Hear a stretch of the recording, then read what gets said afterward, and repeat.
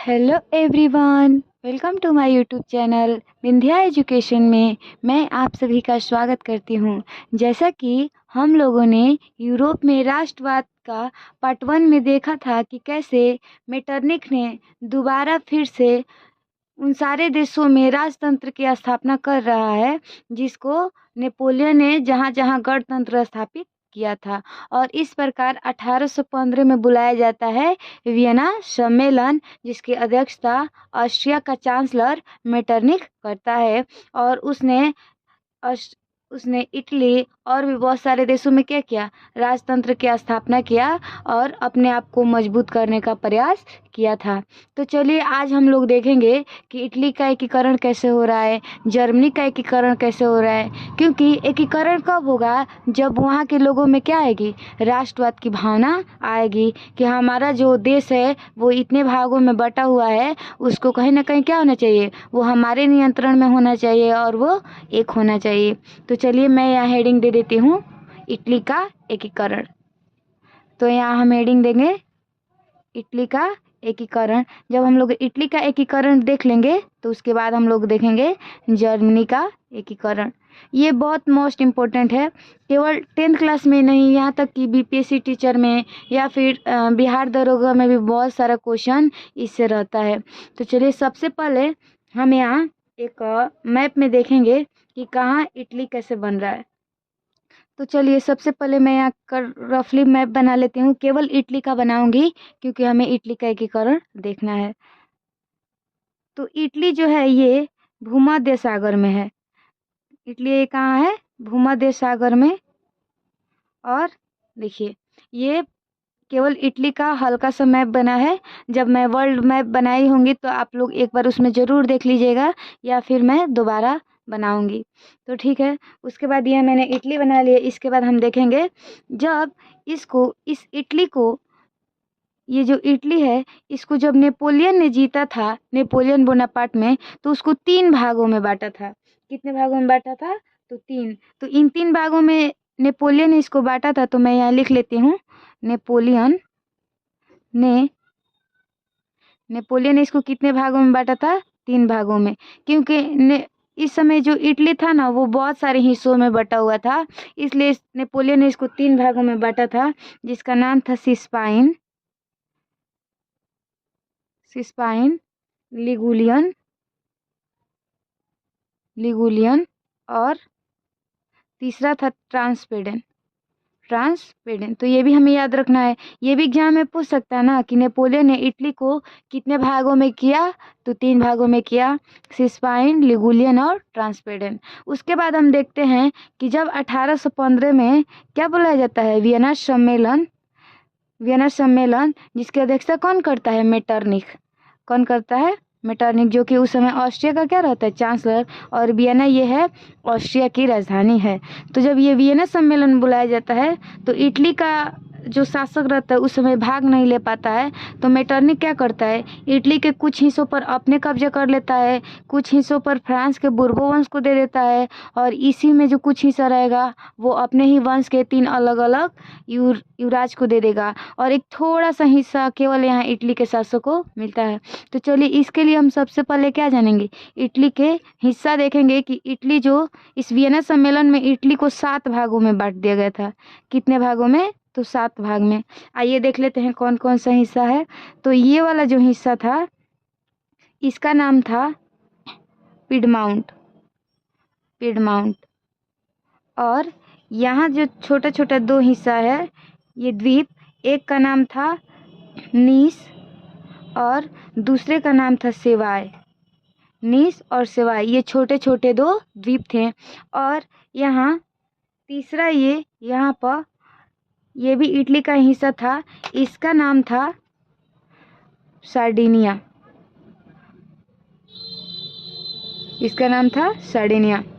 अब देखिए यहाँ पर जो हिस्सा है इसका नाम है लोम्बार्डी।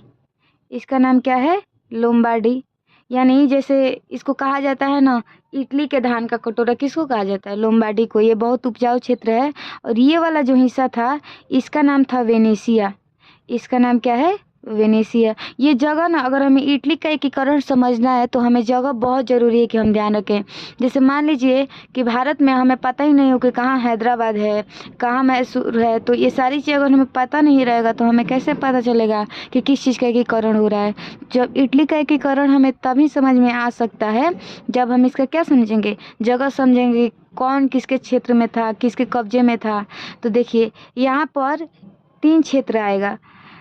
यहाँ पर ये मैं 3 घेरा लगाई हूँ। तो इसका एक का नाम था परमा, दूसरे का नाम था मोडेना, परमा मोडेना, और तीसरे का नाम था टस्कनी। टस्कनी यानी साइड में वो कितने क्षेत्र हैं, परमा, मोडेना और टस्कनी। इसके बाद हम देखेंगे ये वाला जो हिस्सा है ये था रोम। ये क्या है, रोम, जो कि पोप के अधिकार में था। अच्छा, ये पोप कौन होता है? पोप जो इस्लाम धर्म में, इस पोप जो होता है ईसाई धर्म के जो धार्मिक हेड होते हैं, उनको, ये सारे चर्चों के एक तरह से हेड होते हैं, तो इनको कहा जाता है पोप। ये कौन होते हैं? ईसाई धर्म में जो चर्च के हेड रहते हैं, इस ईसाई धर्म में एक ही को हेड माना गया है, वो कौन है, पोप। इनके नीचे पादरी रहते हैं जो चर्च में रहते हैं। और ये वाला जो हिस्सा है, ये वाला था नेपल्स। ये वाला हिस्सा, इसका नाम है नेपल्स। और यहाँ पे मैं बना देती हूँ, यहाँ पर ये वाला हिस्सा था सिसिली। ये वाला हिस्सा कौन सा है, सिसिली। तो इस प्रकार हमने देखा कि इटली कितने भागों में बटा है, 7। जैसे ये 3 हिस्सा, परमा, मोडेना, टस्कनी, 3 ये हिस्सा। उसके बाद ये लोम्बार्डी और एशिया दोनों, वेनेशिया दोनों एक में है, जो कि ऑस्ट्रिया के क्षेत्र में है। तो ये 4, पिडमाउंट, सर्डिनिया 6, और ये नेपल्स और सिसिली 7। तो ऐसे करके ये 7 भागों में पूरा बटा था। अगर आप लोग को पहली बार में दिक्कत आए तो आप इसको दोबारा मतलब देख सकते हैं। तो इस प्रकार पहले हमें देखना होगा कि कौन कौन सा क्षेत्र किसके किसके हिस्से में है। तो जो ये हम लोग सार्डिनिया और पिडमाउंट और ये नीस और सिवाय देख रहे हैं, यहाँ मैं लिख देती हूँ। जैसे यहाँ लिखती हूँ, जैसे सार्डिनिया और पिडमाउंट, सार्डिनिया और पिडमाउंट, नीस और सिवाय, ये 4 हमें दिखाई दे रहे हैं ना। यहाँ पर सार्डिनिया, पिडमाउंट, नीस और सिवाय, ये चारों क्षेत्र किसको मिले? यहाँ इटली में यहाँ के शासक जिसका नाम था चार्ल्स एल्बर्ट, इसका नाम क्या है, चार्ल्स एल्बर्ट, इसको मिलता है। यानी इटली के राजा को क्या मिलता है, जो राजतंत्र स्थापित करता है, इसको 1815 में ये पूरा इटली का सिर्फ इतना हिस्सा दिया जाता है, सार्डिनिया, पिडमाउंट और छोटा छोटा ये 2 द्वीप नीस और सिवाय। अब देखिए ये जो लोम्बार्डी, ये एक बहुत बड़ा हिस्सा है, और वेनेशिया, इस पर खुद कौन अधिकार कर लेगा? ये जो मेटरनिक है, जो कि कहाँ का चांसलर है, ऑस्ट्रिया। तो इन 2 हिस्सों पर कौन अधिकार कर लेगा?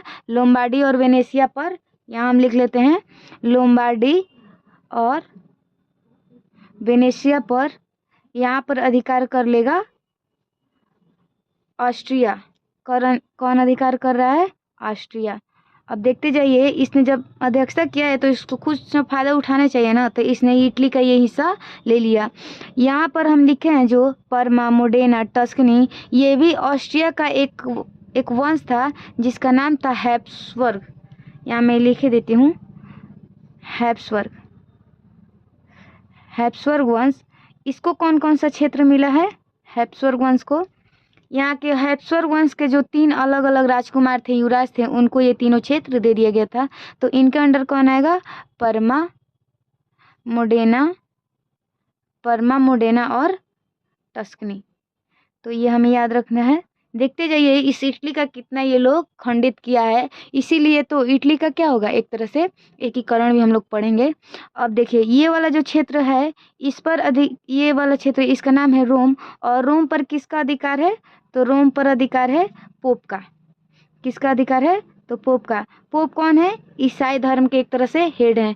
एक पोप जो कह देते थे कि दिन को रात तो दिन को रात मानना है, और कोई भी मतलब इनकी बात नहीं मानता था तो उसको कड़ी से कड़ी सजा दिया जाता था। एक तरह से ये धार्मिक गुरु होते थे, इनके खिलाफ कोई भी नहीं जा सकता था।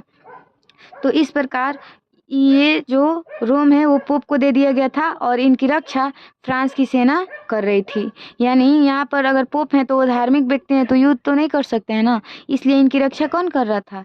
फ्रांस की सेना कर रही थी। और ये जो नीचे वाला हिस्सा हम लोग देख रहे हैं, ये नेपल्स और सिसिली, ये दोनों दे दिया गया है किसको?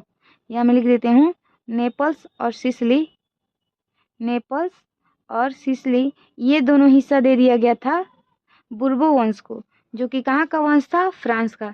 तो ये दोनों हिस्सा बुर्बो वंश, ये दोनों हिस्सा किसको मिल गया? बुर्बो वंश को, जो कि फ्रांस में ये वर्तमान में था नहीं। फ्रांस में तो गणतंत्र की स्थापना हो जाती है ना 1848 से, लेकिन ये बुर्बो वंश यहाँ पर ये शासन कर रहे। तो इस प्रकार हम देख रहे हैं कि कैसे इटली पर केवल छोटा सा हिस्सा केवल यहाँ के शासक को मिला है, जो कि कौन है? Charles Albert. लेकिन लोम्बार्डी, वेनेशिया, ये किसके अधिकार में है? तो ये ऑस्ट्रिया के अधिकार में है। और ये परमा, मोडेना, टस्कनी, ये भी ऑस्ट्रिया का ही एक वंश है जिसका नाम है हैब्सबर्ग वंश। उसने परमा, मोडेना, टस्कनी तीनों पर अधिकार कर लिया है। और ये रोम है, इस पर पोप का अधिकार है। और ये जो नीचे का हिस्सा है सिसिली और नेपल्स, इस पर किसका अधिकार है? तो एक तरह से बुर्बो वंश का अधिकार है। तो इस प्रकार हमने देख लिया कि इटली कितने भागों में बटा है?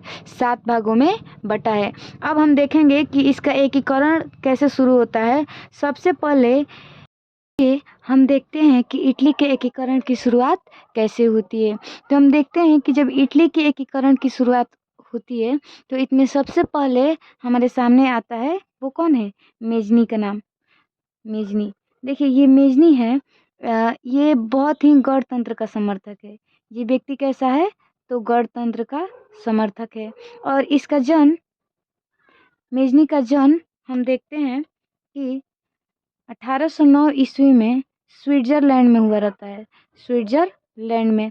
लेकिन ये कहाँ आगे रहता है? इटली में आगे रहता है। तो मेजनी का मानना था कि जो राष्ट्र होता है ना, वो प्रकृति की देन होती है। एक तरह से राष्ट्र पर व्यक्ति का अपना नियंत्रण क्या होना चाहिए? होना चाहिए। जब ये इटली को इतने भागों में बटा हुआ देखता है कि जो ये हमने देखा था कि सर्डेनिया और पिडमाउंट और नीस सिवाय किसके कब्जों में है? तो चार्ल्स एल्बर्ट के कब्जे में था कि नहीं, जो कि इटली का क्या था? शासक था। वही हम देखें कि ये लोम्बार्डी और वेनेशिया किसके कब्जे में था? तो ये ऑस्ट्रिया के कब्जे में था, क्योंकि इसने क्या किया था? इसकी अध्यक्षता किया था। उसके बाद हम देखते हैं ये रोम है, तो वो किसके अधिकार में है? तो पोप के अधिकार में है, जो कि ईसाई धर्म के हेड हैं। और परमा, मोडेना, टस्कनी, ये तीनों किसके अधिकार में है? तो हैब्सबर्ग वंश। और ये हैब्सबर्ग जो वंश है, ये कहाँ का वंश है? तो एक तरह से ऑस्ट्रिया का ही वंश है। और सिसिली और नेपल्स दोनों पर कौन था? बुर्बो वंश था। तो ये हमें याद रखना है। तो जब मेजनी मेजनी गणतंत्र का समर्थक है और जो यहाँ का राजा है, क्या कभी चार्ल्स एल्बर्ट मेजनी को समर्थन प्रदान करेगा? बिल्कुल नहीं, क्योंकि चार्ल्स एल्बर्ट का मानना था कि मेजनी अगर यहाँ पर आकर अपना नियंत्रण ले लेगा तो यहाँ से राजतंत्र समाप्त कर देगा और गणतंत्र की स्थापना करेगा। इसलिए मेजनी को कभी भी चार्ल्स एल्बर्ट से सहायता नहीं मिली। मेजनी ने क्या किया? अपना ही सेना तैयार करके, और ये क्या कर दिया? कार्बोनरी दल से जुड़ गया था। किस दल से जुड़ा था ये? कार्बोनरी एक गुप्त संगठन था, इससे ये जुड़ा हुआ था। और इसने क्या किया? अपनी सेना तैयार करके ले जाके ऑस्ट्रिया पर क्या कर दिया? आक्रमण कर दिया। क्योंकि इसका मानना था कि ऑस्ट्रिया से पहले हम क्या करेंगे? लोम्बार्डी और वेनेशिया को कैप्चर करेंगे और धीरे धीरे इटली का एकीकरण करेंगे। लेकिन ऑस्ट्रिया क्या है? उस समय बहुत ही मजबूत देश था, तो इसलिए ऑस्ट्रिया से क्या होना पड़ता है? मेजनी को पराजित होना पड़ता है। बार बार मेजनी क्या करता है? सेना तैयार करता है और जाकर ऑस्ट्रिया पर आक्रमण करता है, लेकिन बार बार मेजनी को पराजित होना पड़ता है। इस प्रकार में हम देखते हैं कि फ्रांस में हो जाती है 1830 की जुलाई क्रांति। हम लोग पढ़े थे ना, तो कहा जाता है कि फ्रांस को जब सर्दी लगती है तो सारा यूरोप छींकता है। तो 1830 की जो क्रांति होती है, जुलाई क्रांति, इससे फ्रांस में बुर्बो वंश की क्या हो जाती है? समाप्ति हो जाती है कि नहीं? फिर मेजनी एकदम उत्सुक होता है कि अब हम क्या करेंगे? फिर से इटली का एकीकरण करने के लिए ऑस्ट्रिया पर आक्रमण करेंगे। फिर पराजित होना पड़ता है मेजनी को। उसके बाद मेजनी 1831 में एक संगठन की, एक दल की स्थापना करता है। उसका नाम होता है यंग इटली। यंग इटली की ये स्थापना करता है। ये भी एक तरह से गुप्त दल ही था। और फिर 1833 में ये स्थापना करता है यंग यूरोप का, यंग यूरोप का। तो ये बहुत बार एग्जाम में पूछे जाने वाला प्रश्न है कि मेजनी जो था ये क्या करता था, बिना सोचे समझे जाकर आक्रमण करता था और बार बार इसको पराजित होकर आना पड़ता था। क्योंकि मेजनी एक तरह से कैसा व्यक्ति है, आदर्शवादी व्यक्ति, यानी इसको व्यवहार में कैसे लाना है ये नहीं सोचता है। क्योंकि कभी भी कूटनीति की आवश्यकता पड़ेगी कि नहीं, अगर हमारे सामने कोई मजबूत देश हो या फिर इंसान हो, तो अगर हम बिना सोचे समझे उस पर आक्रमण करेंगे तो पराजित होना क्या है, तय है। तो एक तरह से मेजनी था आदर्शवादी व्यक्ति था, और यह व्यवहारवादी क्या था, बहुत ही कम था। लेकिन इसने बहुत प्रयास किए, लेकिन क्या ये इटली का एकीकरण करने में सफल नहीं हो पाया। लेकिन एग्जाम में कई बार पूछता है कि इटली का एकीकरण का अग्रदूत किसे कहा जाता है, इटली के एकीकरण का अग्रदूत। तो हमारा जवाब क्या होगा, अग्रदूत। क्योंकि सबसे पहले इटली के एकीकरण करने का ये किसके मन में आया, तो सबसे पहले मेजनी के मन में आया। तो इटली के एकीकरण का अग्रदूत मेजनी को कहा जाता है। और इसी ने सबसे पहले इटली का एकीकरण करने के लिए यंग इटली, यंग यूरोप इस सारे की स्थापना किया और कार्बोनली दल से भी जुड़ा। लेकिन ये अपने एकीकरण कार्य में सफल नहीं हो पाया। उसके बाद हम देखते हैं जो ये चार्ल्स एल्बर्ट है, जो 1815 से शासक बना था, इसकी मृत्यु हो जाती है 1852 में। जब चार्ल्स एल्बर्ट की मृत्यु होती है 1852 में, तो अगला शासक जो बनता है उसका नाम रहता है इमैनुअल कांट, इमैनुअल कांट। यानी चार्ल्स एल्बर्ट की मृत्यु के बाद शासक कौन बन रहा है, इमैनुअल कांट। ये जो इमैनुअल कांट जब शासक बना तो ये संवैधानिक राजतंत्र का पक्षधर था। यानी इसका मानना था कि राजा है अच्छी बात है, लेकिन वो किसके अनुसार काम करे, संविधान के अनुसार। तो ये एक ऐसे व्यक्ति के तलाश में था कि क्या हो सके, इटली का एकीकरण हो जाए और वो व्यक्ति क्या करे, राजतंत्र को पूर्ण रूप से समाप्त नहीं करे। तो इमैनुअल कांट को एक ऐसा ही व्यक्ति मिलता है जिसका नाम रहता है काउंट काबूर, काउंट काबूर। जो ये काउंट काबूर होता है ये कैसा व्यक्ति है, एक व्यवहारवादी व्यक्ति है, ठीक है। और व्यवहारवादी कहने का मतलब कि समय के अनुकूल, समय की परिस्थितियों के अनुसार सही डिसीजन लेना, कूटनीतिक चीज़ों का प्रयोग करना। तो एक तरह से जो काउंट काबूर है वो व्यवहारवादी था।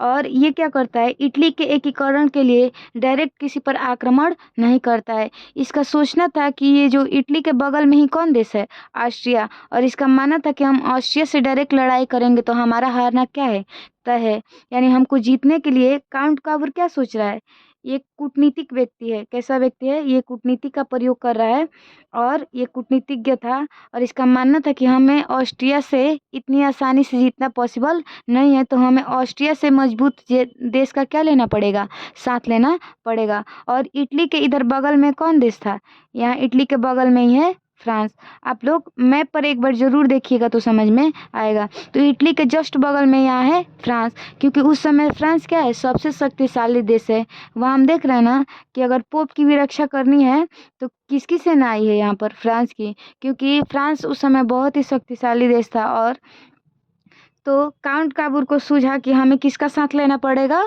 फ्रांस का साथ लेना पड़ेगा। किसको हराने के लिए, तो ऑस्ट्रिया को हराने के लिए। उसी समय हम देखते हैं कि 1853-54 में एक युद्ध हो जाता है जिसका नाम है क्रीमिया का युद्ध, क्रीमिया का युद्ध। क्रीमिया का जो युद्ध है ये रूस और फ्रांस के बीच होता है, जिसमें क्या होता है, इसमें रूस हार जाता है। लेकिन फ्रांस को, जब फ्रांस अपने लड़ाई अभियान पर जाता है तो इसको काउंट काबूर 50,000 लगभग सेना के साथ, हथियार के साथ, इस समय शासक रहता है नेपोलियन तृतीय, उसको ये सूचना भेजता है कि हम क्या हैं, 50,000 सैनिक भी भेजता है और उनके साथ कहता है कि हम आपके साथ हैं और आपकी युद्ध में किसी भी प्रकार की दिक्कत होगी तो हम आपकी सहायता करेंगे। हम आपसे, मतलब हम आपके मित्र हैं, भले आप हमें नहीं जानते हैं, लेकिन युद्ध में हम आपकी क्या कर रहे हैं, सहायता करते हैं। तो जब फ्रांस जब जीत गया इस क्रीमिया के युद्ध में, तो क्या हुआ, उसने काउंट काबूर को अपने एक मित्र के जैसा क्या किया, ट्रीट किया और उनका स्वागत भी किया। एक तरह से काउंट काबूर को यह मौके के रूप में दिखाई दिया कि हम नेपोलियन की अगर युद्ध में सहायता कर रहे हैं तो हम भी कहीं फंसेंगे तो फ्रांस क्या करेगा, हमारी सहायता करेगा। तो इस प्रकार फ्रांस के जो नेपोलियन थर्ड थे उन्होंने काउंट काबूर को धन्यवाद दिया और कहा कि अगर आप भी किसी विपरीत परिस्थिति में रहेंगे तो हम आपकी सहायता करेंगे। उसके बाद से ये काउंट काबूर क्या करने लगा, यहाँ पर जो सीमा पर था, ये ऑस्ट्रिया जहाँ पर था, ये सीमा पर बार बार इधर से क्या करने लगा, हमेशा 2-4 सैनिकों को मारता था और ऑस्ट्रिया को जानबूझकर उसको मतलब उकसाता था कि कैसे ऑस्ट्रिया क्या करे, हम पर आक्रमण कर दे। क्योंकि ये काउंट काबूर को पता है, जो कि यहाँ का प्रधानमंत्री है, उसको पता है कि ऑस्ट्रिया हम पर आक्रमण करेगा तो हम किससे सहायता मांगेंगे, फ्रांस से। और ऑस्ट्रिया कितने दिन तक बर्दाश्त करता है, ऑस्ट्रिया को आक्रमण करना पड़ता है और फ्रांस से सहायता मांगकर ये जो लोम्बार्डी वाला क्षेत्र है ये क्या करता है, काउंट काबूर अपने क्षेत्र में मिला लेता है। तो उसके बाद ये जब लोम्बार्डी को मिलाता है तो उसके बदले में काउंट काबूर को देना पड़ता है ये नीस और सिवाय फ्रांस को देना पड़ता है। तो इस प्रकार हम देखते हैं कि लोम्बार्डी को इसने मिला लिया। और यहाँ पर जो पर्मा, मोडेना, टस्कनी था, इन तीनों को भी जनमत संग्रह करा के फ्रांस के समर्थन की सहायता से इन तीनों जगह का जनमत संग्रह करा के इन तीनों को भी अपने क्षेत्र में मिला लिया। तो इस प्रकार काउंट काबूर ने लोम्बार्डी, पर्मा, मोडेना, टस्कनी इन तीनों को चारों को कहाँ मिला लिया, अपने क्षेत्र में मिला लिया। तो इस प्रकार काउंट काबूर ने इतने क्षेत्रों को क्या कर दिया, इतने इटली का एकीकरण कर लिया। अब हमारे सामने आता है कि हम देखते हैं, यहाँ हम लिख देते हैं लोम्बार्डी, लोम्बार्डी, पर्मा, मोडेना और टस्कनी, इसका एकीकरण कौन कर रहा है, तो यहाँ हम लिख देंगे काउंट काबूर। एक तरह से देखिए तो ये जो क्रीमिया का युद्ध है ये काउंट काबूर के लिए एक मौके के तलाश के रूप में आया कि नहीं, कि इसने फ्रांस को सहायता के लिए अपनी सेना भेजा। उस समय फ्रांस को सेना की सहायता भी नहीं थी, फिर भी इसने क्या किया, नेपोलियन से अपनी जान पहचान बढ़ाने के लिए, मित्रता स्थापित करने के लिए इसने फ्रांस के लिए सेना भेजा। और जिससे नेपोलियन तृतीय से इसकी क्या हुई, जान पहचान बढ़ी, मित्रता बढ़ी। वो जानबूझकर मित्रता किया फ्रांस से कि फ्रांस हमारी क्या करेगा, सहायता करेगा, क्योंकि हमारा ऑस्ट्रिया से क्या करना है, युद्ध करना जरूरी है। इस प्रकार काउंट काबूर क्या करता है, इस लोम्बार्डी, पर्मा, मोडेना और टस्कनी को मिला लेता है। अब ये जो सिसिली और नेपल्स है इसका एकीकरण करेगा गेरिबाल्डी किसका एकीकरण करेगा, सिसिली और नेपल्स का। ठीक है, देखिए गेरिबाल्डी क्या रहता है, एक नाविक रहता है और ये शक्ति के बल पर, बिना किसी सेना की सहायता से, ये केवल शक्ति के बल पर कुछ नाविकों का ये समूह बनाता है और शक्ति के बल पर यहाँ से बुर्बो वंश का क्या करता है, खात्मा। अब आप लोग सोचेंगे कि यहाँ पर जब गैरिबाल्डी ये सिसिली और नेपल्स पर बुर्बो वंश का खात्मा कर रहा है तो यहाँ फ्रांस क्यों चुप है, क्योंकि ये बुर्बो वंश कहाँ का था, फ्रांस का। क्योंकि फ्रांस में अब क्या है, गणतंत्र है और यहाँ पर ये जो राजतंत्र है बुर्बो वंश, ये फ्रांस का कब का खत्म हो चुका है। तो फ्रांस से इसको मतलब नहीं है कि यहाँ पर कौन आ रहा है और कौन नहीं आ रहा है, बुर्बो वंश रह रहा है कि नहीं रह रहा है, इससे कोई मतलब नहीं। और गैरिबाल्डी क्या करता है, एक लाल कुर्ती संगठन बनाता है, लाल कुर्ती संगठन, और ये 1000 लोगों का एक सेना तैयार करता है, दल तैयार करता है, जिसको कहा जाता है 1000 लोगों का अभियान। क्या कहा जाता है, 1000 लोगों का अभियान। और ये 1000 लोगों का अभियान चलाकर गैरिबाल्डी किस पर अधिकार कर लेगा, इस सिसिली और नेपल्स पर। जब सिसिली और नेपल्स पर गैरिबाल्डी अधिकार कर लेता है तो इसको, जो यहाँ का प्रधानमंत्री रहता है कांट काबूर, वो मतलब इमैनुअल कांट जो यहाँ का शासक रहता है, वो कहता है कि उत्तर का जो इटली है उसका प्रधानमंत्री काउंट काबूर रहेगा, लेकिन ये दक्षिण वाला इटली है जो तुमने इसको एक किया है उसके प्रधानमंत्री तुम रहो। लेकिन गैरिबाल्डी से क्या करते हैं, इनकार कर देते हैं कि फिर से क्या हो जाएगा, इटली में उत्तर इटली और दक्षिण इटली हो जाएगा। तो इस तरह इटली का एकीकरण कभी भी पूर्ण नहीं हो सकता है।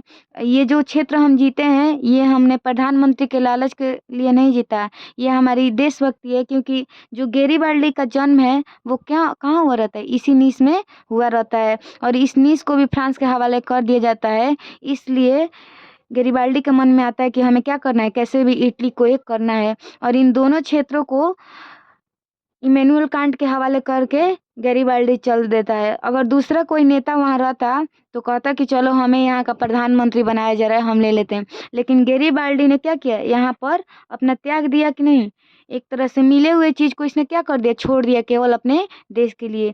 तो इसी गैरिबाल्डी के त्याग को लाला लाजपत राय अपने पुस्तक में क्या करते हैं, वर्णन करते हैं। तो ये पूछेगा कि लाला लाजपत राय इटली के कौन सा वो व्यक्ति था जिसके एकीकरण में उसके त्याग का वर्णन किया है, तो हमारा आंसर क्या होगा, गैरिबाल्डी। और इस गैरिबाल्डी का जन्म इसी निस में हुआ रहता है और ये दक्षिणी इटली का क्या करता है, एकीकरण करता है।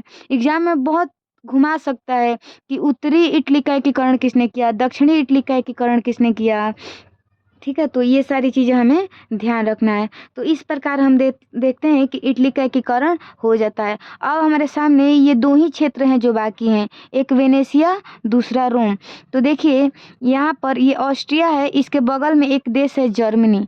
कौन सा देश है, जर्मनी। जब 1866 में एक युद्ध होगा जिसका नाम रहेगा सेडोवा का युद्ध। सेडोवा का युद्ध ऑस्ट्रिया और जर्मनी के बीच में होगा, जिनमें ऑस्ट्रिया क्या होने लगेगा, हारने लगेगा और वेनेशिया से अपनी सेना क्या करेगा, बुला लेगा। तो जब वेनेशिया से अपनी सेना बुलाएगा तो यहाँ का जो इमैनुअल कांट रहते हैं वे क्या कर लेते हैं, यहाँ पर अपनी सेना भेजकर वेनेशिया को अपने कब्जे में कर लेते हैं। और जो ये काउंट काबूर हमने लिखा था, इनकी मृत्यु हो जाती है 1862 में, यानी ये 1862 में ही मर जाते हैं, ठीक है। और उसके बाद हम देख रहे हैं कि 1866 में जब जर्मनी और ऑस्ट्रिया के बीच लड़ाई हुआ तो उसमें ऑस्ट्रिया हार रहा था, इसलिए उसने वेनेशिया से क्या किया, अपनी सेना बुला लिया और वेनेशिया को इस प्रकार इमैनुअल कांट ने इटली में मिला लिया पूर्ण रूप से। अब ये बचा रोम।